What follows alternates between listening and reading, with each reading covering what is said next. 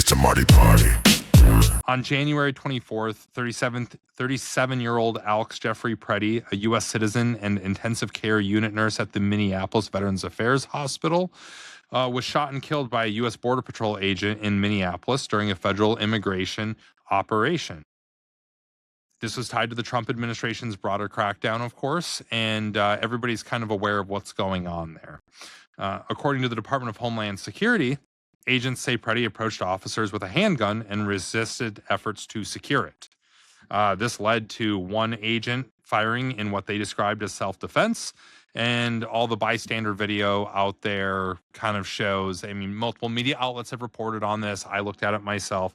It shows that, you know, Alex walked up with a phone in his hands, recording it, and then attempted to intervene between the officers and somebody they were attempting to detain. And, you know, he was pepper sprayed, forced to the ground, and then, you know, allegedly had his handgun removed from his waistband. That the video appears to support that. And that was followed by him being shot multiple times. Now, Pretti had no criminal history outside of a few parking tickets and was a lawful gun owner with a concealed carry permit. His death, which is the second fatal gunshot shooting by federal agents in Minneapolis this month, has sparked protests and calls for a full investigation. Of course, there's going to be a full investigation. Let's review the facts as I know them right now, though. As with all of these shootings, a lot of facts get thrown around. Everybody is biased depending on what side of the aisle that they sit on. I do my level best to be objective about this stuff and look at it, mostly because I genuinely do typically see things from both sides, both points of view on any given topic. Doesn't mean I always agree with each side, but I can at least see where people are coming from. So too many people allow their biases to get in the way of objectively assessing something. So that's what I want to do. Let's just talk facts here. Alex Pretti was an American citizen born in Illinois and raised in Green Bay, Wisconsin. Fact: Alex Pretti was licensed to carry a concealed weapon. It was his Second Amendment right to do so, I will remind you. Fact: the license to carry includes public sidewalks and streets, regardless of law enforcement presence. There are, of course, restrictions out there, like you can't go in schools or federal buildings or things like that, just as an example. But those circumstances were not present, from what we can tell, during this altercation. Fact: Alex Pretti was recording the police action taking place. It was his First Amendment right to do so. Fact: Alex Pretti tried to intervene in an arrest, placing himself between officers and a person they were detaining. Fact: Alex Pretti never drew his weapon. It was allegedly removed from his waistband by an officer while he was being subdued on the ground. Fact: this is the second person killed by federal agents during immigration enforcement operations in Minneapolis. Budget documents show that the Trump administration aims to deport at least 1 million immigrants within a year. Fact: federal immigration enforcement agents have been given daily arrest goals. Fact: ICE has hired more than 12,000 new agents in the past year, more than doubling its force to 22,000 officers and agents. Fact: the Department of Homeland Security said it was waiving age limits that previously restricted hiring to those between 21 and 37 to 40 years of age, depending on the position.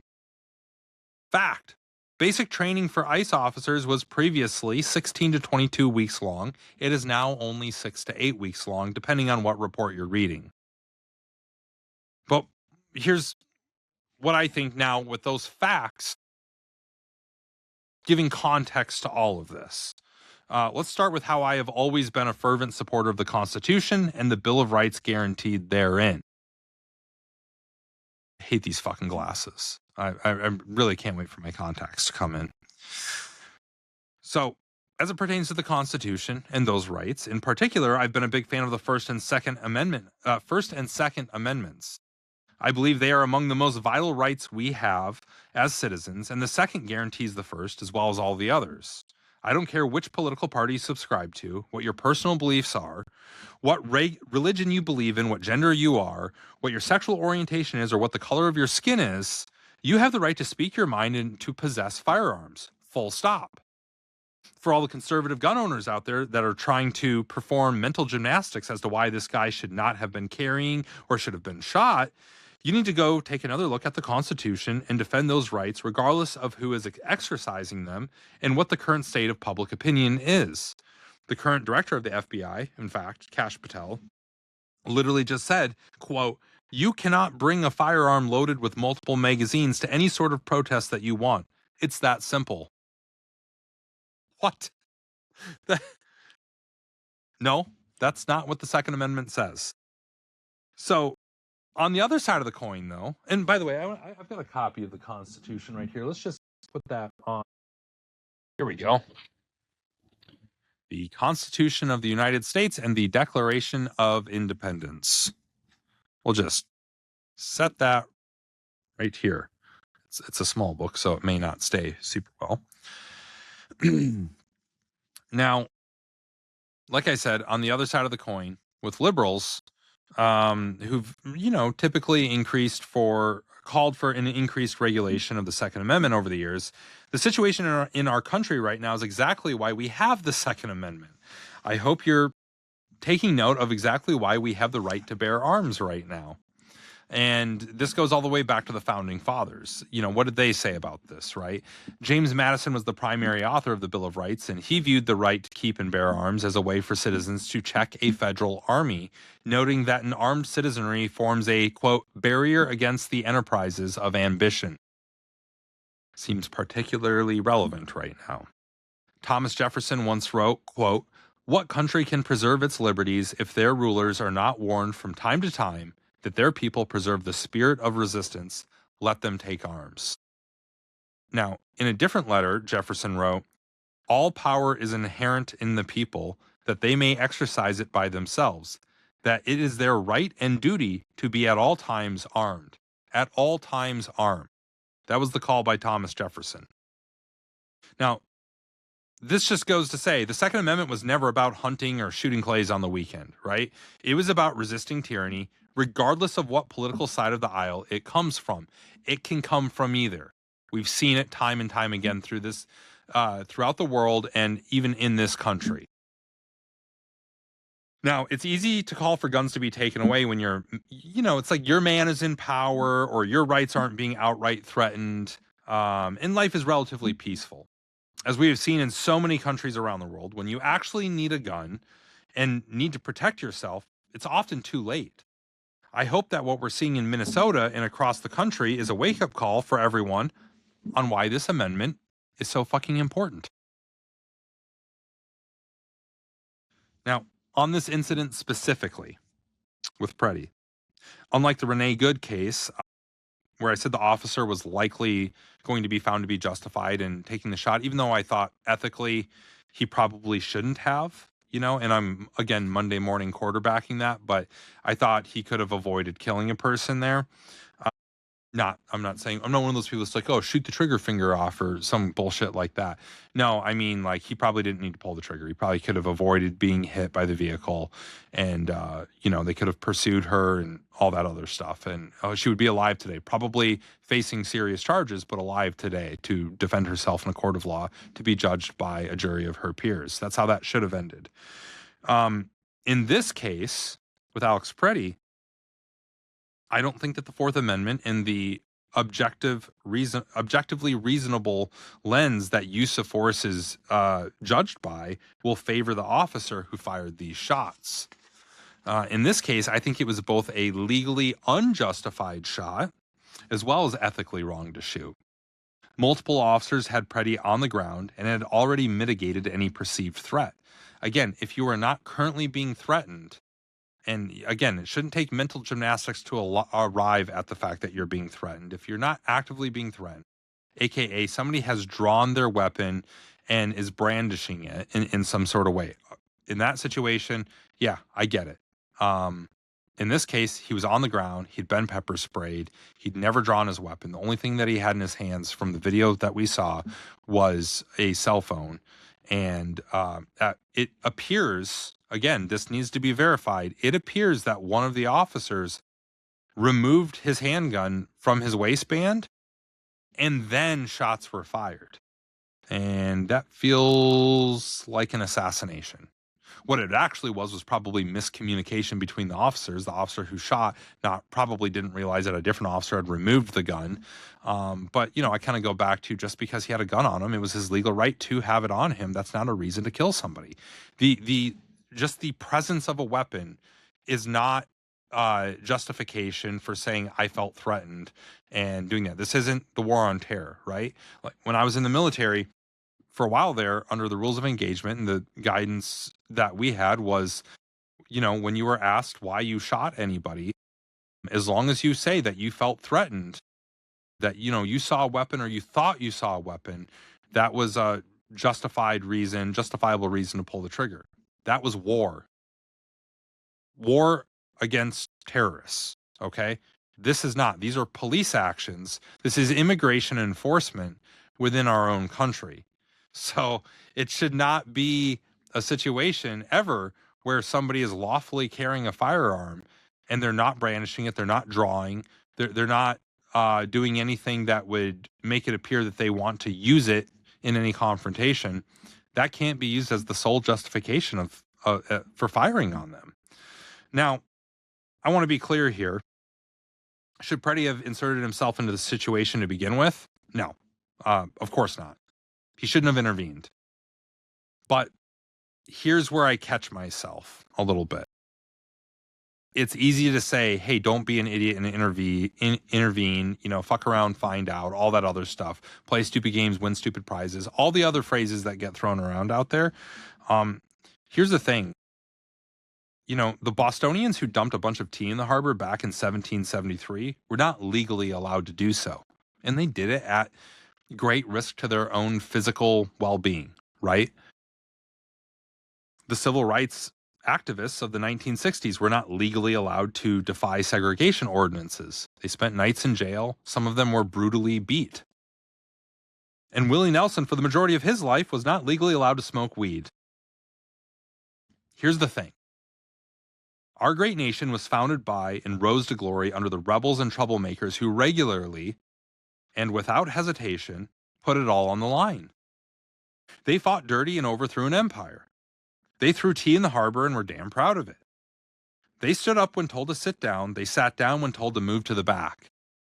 They forged across the Great Plains and over the mountains.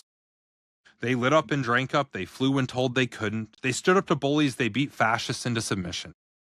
They spoke up when told to shut up. Real Americans don't take no for an answer. We're the descendants of risk takers and rule breakers. Remember that.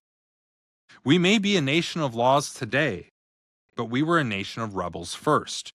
So I believe you may be technically correct if you say Alex Pretti should not have interfered with the immigration enforcement action taking place, but I challenge you to think about how history will judge his actions as well as the actions of others.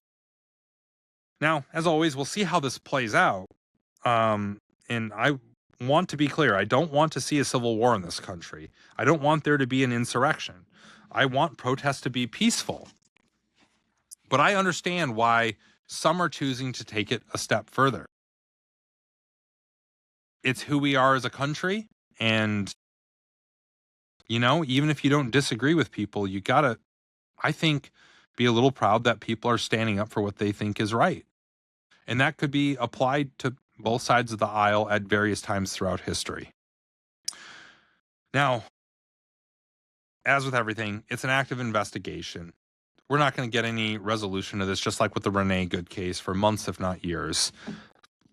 Just look back at, for example, while we're on the topic of Minneapolis, the Derek Chauvin case and George Floyd and all that. That was quite some time before, it wasn't the next week after George Floyd was killed that we had some sort of ruling, or even whether Derek Chauvin would be pressed on charges or anything like that.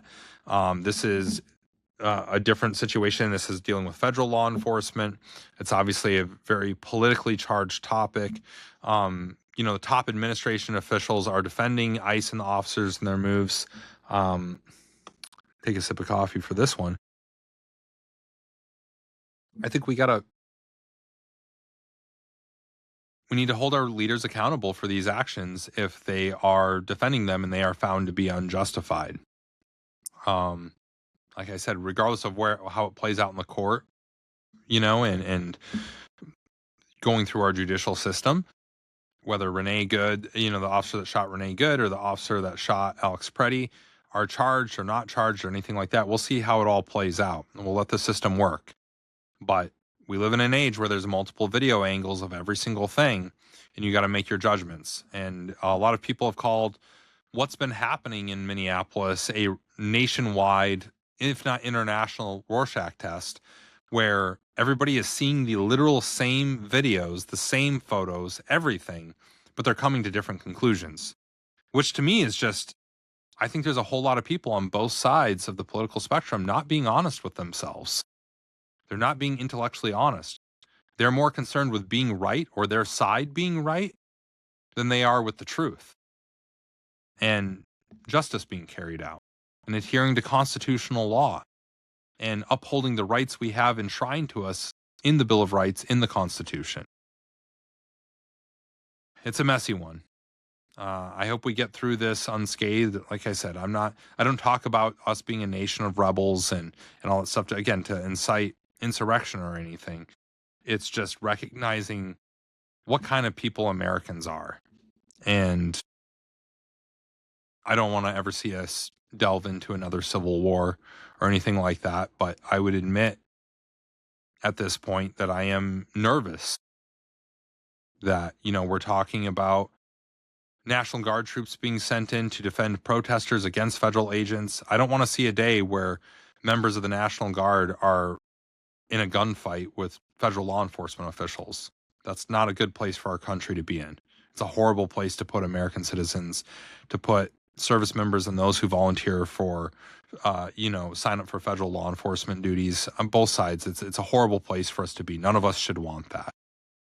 So hopefully this on all sides gets de-escalated. I think at this point, the Trump administration, Kristi Noem, who's the Secretary of the Homeland Security, need to take a long look in the mirror and say, if we want to enforce immigration, if we want to enforce the border, if we want to deport dangerous illegal criminals, is this the best way to go about accomplishing that goal? Is brute force, is some of our officers antagonizing protesters and things like that? Is video footage of our federal law enforcement conducting operations that feel very much like rights are being infringed, is that good for the overall mission? They got to ask themselves that and say, hey, can we do better? My opinion is they can do better and they should do better. So I do think that our border needs to be secure. I'm not against deporting dangerous illegal immigrants. And I also think we have to reckon with our history as the United States we've got a long history of naturalizing illegal immigrants, to including a lot of people who came from Europe. Look into that history if you want more on it. Maybe I'll cover it in a future podcast, but we got to be honest with ourselves here. This isn't a new thing. It's a Marty party. It's a Marty party. It's a Marty party.